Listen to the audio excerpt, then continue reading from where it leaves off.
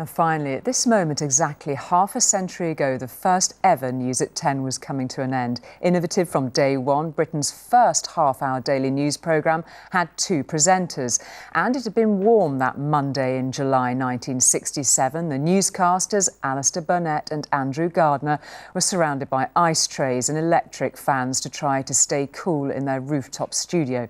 Quite a lot has changed since. Studio aircon for a start, and Tom joined too, of course, the latest in a long line of presenters.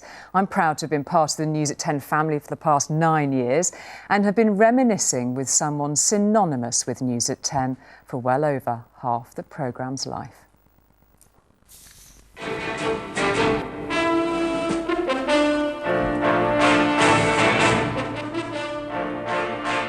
It was the clarion call to a new way of doing news.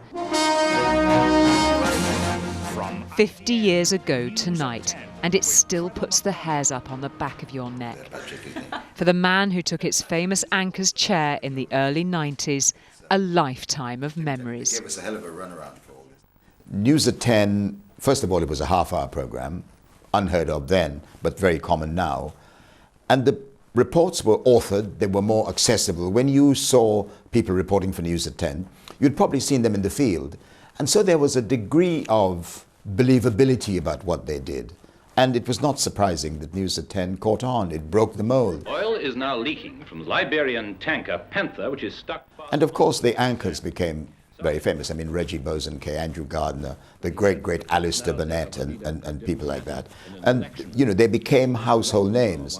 The newsroom was very intense. It was very competitive. The competition to get on News at 10 was something which I remember to this day. Everybody was vying to be the first to do this. But when you were told that you'd be anchoring the programme... I had never seen myself in that position. I never aspired to anchor News at 10. So to sit there and to be part of it, absolute terror. And I was so relieved when it all ended on that first night, and people thought it had not been a total disaster. Talk me through, I mean, there are so many moments we could highlight that you were involved with, Trevor. Two key big moments in your journalistic career: the interview with Nelson Mandela after he was released, and also the interview with Saddam Hussein. I think the Saddam Hussein people did the interview with us because they knew about News at 10, and that was the fame of News at 10. How are you? Very nice to meet you. I couldn't get Mandela to focus on any of the great difficulties which he would encounter on getting South Africa on the road to democracy. He just refused to believe it. And he said something which I thought is important and is important today. He said, if you are prepared to compromise... We are ready for honourable compromises. All things are possible. That's a great political lesson for today. When you look at what some of our top correspondents have delivered over the years, that searing eyewitness account which has held people to account. It was for me, and you know, there are so many of those. We were not prepared for what we saw and heard there. Penny marshals in Bosnia. I remember Michael Nicholson, and I remember this because live 1,000 years, I would never have done that. The Turks were invading Cyprus, and they were coming out of the sky. 4 minutes past 6, and the first of the Turkish troops have landed in Cyprus.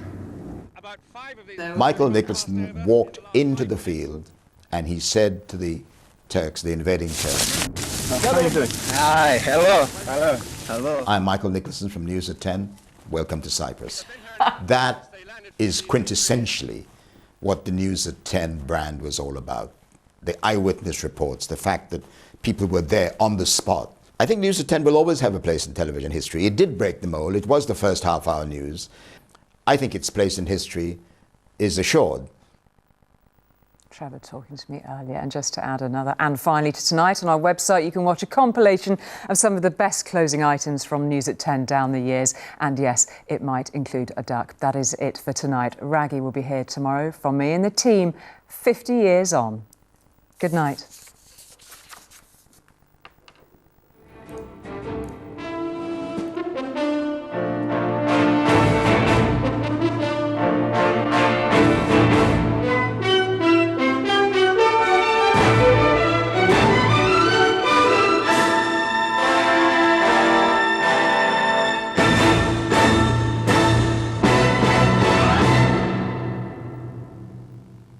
This is Good Morning Britain. Worship and obey your co-host. More and more people are waking up to Good Morning Britain. Anything can happen. We're going to be a proper nation. Sorry, we're going to be a laughing stock. Let's celebrate. I got him. I love it. Good Morning Britain, weekdays from 6 on ITV.